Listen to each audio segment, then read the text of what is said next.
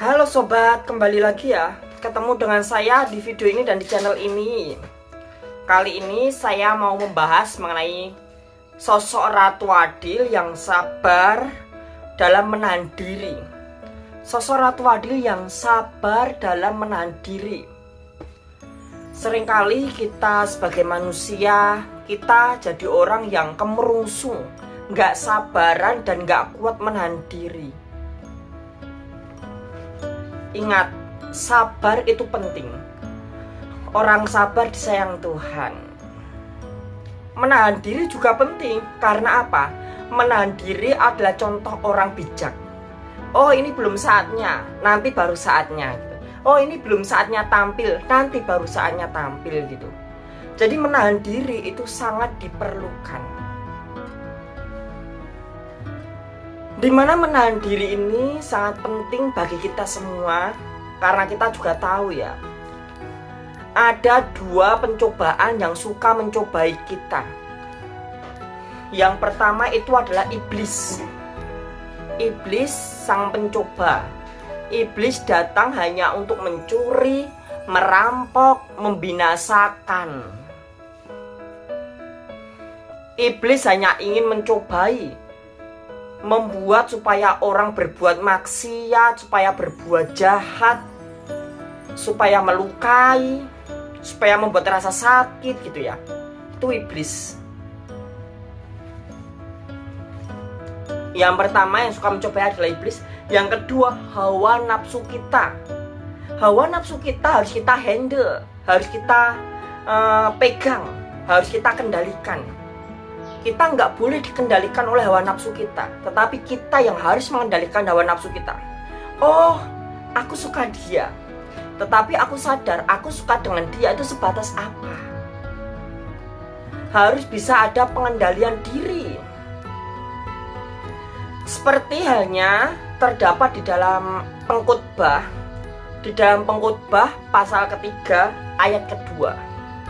Pengkhotbah pasal ketiga ayat kedua, yang bunyinya, ada waktu untuk lahir, ada waktu untuk meninggal, ada waktu untuk menanam, ada waktu untuk mencabut yang ditanam. Jadi ada waktunya kita lahir, ada waktunya kita tercipta di dunia, ada waktunya kita mati, kita menghilang dari dunia, kita mati. Ada waktunya kita binasa. Ada waktunya kita menanam, kita tanam, kita tanam, kita tanam kebaikan kita. Kita menanam kebaikan. Satu demi satu benih-benih kebaikan kita tanam. Dan juga ada waktunya untuk memanen hasil tanaman kita. Ternyata benih yang kita tanam akan membuahkan hasil. Hasilnya juga akan kita nikmati, kita petik. Jadi itu kita tuh kalau jadi manusia, kalau kita jadi makhluk yang hidup, kita diberi kehidupan, kita harus sadar diri. Kenapa saya ada di dunia? Kenapa saya tercipta di dunia? Siapa yang menciptakan saya? Kenapa saya harus diciptakan? Apa alasannya? Dan apakah Sang Maha Kuasa ingin berbuat kejahatan? Apakah Sang Maha Kuasa mengajarkan untuk kita berbuat jahat kepada orang lain?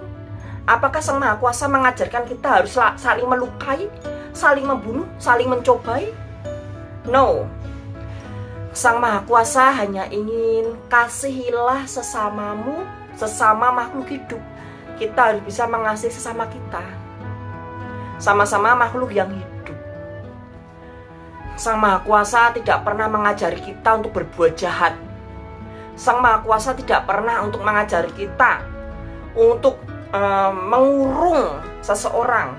Sang Maha Kuasa tidak pernah mengajari kita untuk melukai orang lain, membuat sakit penyakit pada orang lain. No. Tetapi Sang Maha Kuasa hanya ingin kita saling membantu. Kita penuh dengan kasih. Bukan untuk menjadi pribadi yang jahat. Terkadang itu orang itu kalau melakukan kejahatan, dia nggak sadar sebenarnya dia melakukan kejahatan. Contohnya orang yang nggak sadar melakukan kejahatan. Ini contoh. Ini hanya sebatas contoh. Orang yang ada yang bawa tas, lalu tasnya dijambret, dan orang-orang sekitarnya langsung lari menangkap jambretnya. Jambretnya langsung dipukuli, dibunuh di tempat. Itu apa bedanya kamu dengan perbuatan jahat? Si jambretnya memang dia berdosa, dia menjambret, mencuri hak orang lain. Tetapi kalau kamu pukuli dia, kamu jahati dia, kamu juga jahat, karena kamu juga melukai dia. Cara yang tepat, bila mana sudah ada hukum, kalau ada jambret kita tangkap, kita beri ke pihak hukum sesuai dengan aturan yang ada dan sesuai dengan hak asasi manusia. Semua manusia berhak untuk hidup, terkecuali kalau pelanggarannya sangat berat. Kita tuh terkadang tuh berbuat jahat tapi kita nggak sadar. Kita merasa kita nggak berbuat jahat, tapi sebenarnya kita berbuat jahat. Contoh, kita dihasut sama teman kita karena kita melihat sahabat kita. Sahabat kita kok sendirian terus, kita melihat dia sendirian terus. Lalu teman di dekat kita membisiki kita, kasihan dia sendirian terus, biar ada yang menemani dia, gitu. Kalau kita terprovokasi, kita datangkan teman-teman lainnya kepada dia, ya toh kalau berteman saja. Kalau sampai berbuat maksiat, kalau sampai melakukan dosa, kalau sampai melakukan perzinahan, hubungan seksual di luar nikah, orang sahabatmu yang harusnya kamu lindungi, dia terluka, dia tersakiti. Kamu merasa awalnya saya hanya ingin supaya dia nggak kesepian, supaya dia nggak sendirian gitu. Tetapi dampak dari perbuatanmu itu mendatangkan orang-orang, itu membuat dia terkena perzinahan, membuat dia berhubungan seksual di luar nikah. Dia tersakiti, sakit. Iblis itu pintar loh untuk membujuk. Contoh lagi,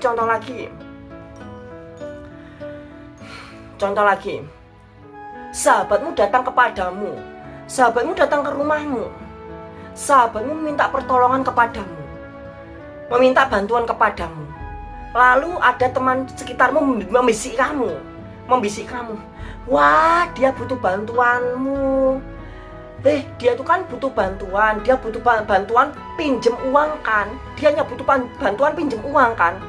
Kasih hanya pinjem uang. Tapi kalau dia mau pinjem uang, suruh dulu dia buktikan kalau dia benar-benar sungguh-sungguh mau pinjem uang. Ya kamu harus jadikan dia pembantu dulu dong. Biarkan dia mohon-mohon, biarkan dia tersiksa dulu. Kamu buat dia tersiksa, supaya dia tersiksa menderita. Nanti langsung dikasih bantuannya gitu.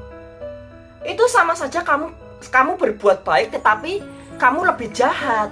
Karena perbuatan baik kamu dilandasi kejahatan. Itu sama saja kamu berbuat baik dengan landasan kejahatan. Perbuatan baik seperti itu namanya perbuatan baik yang sia-sia. Sia-sia kamu berbuat baik kalau kebaikanmu dilandasi dengan kejahatan. Kamu berbuat baik hanya 5%, tetapi kamu berbuat kejahatan kepada dia 95%. Dia sangat menderita. Itu sama saja kamu bohong. Kamu ingin membantu tapi bantuan kamu dilandasi kejahatan. Itu namanya kamu bohong. Namanya kamu bohong. Kamu itu jahat. Tetapi kamu bodoh dalam menjalankan hidupmu. Itulah kilasan video kali ini. Bahwasanya kita itu jadi orang harus punya hati. Kita jadi makhluk hidup harus punya hati nurani. Jangan lupa klik like dan subscribe video kali ini, nyalakan lonceng notifikasinya, dan komen di kolom komentar.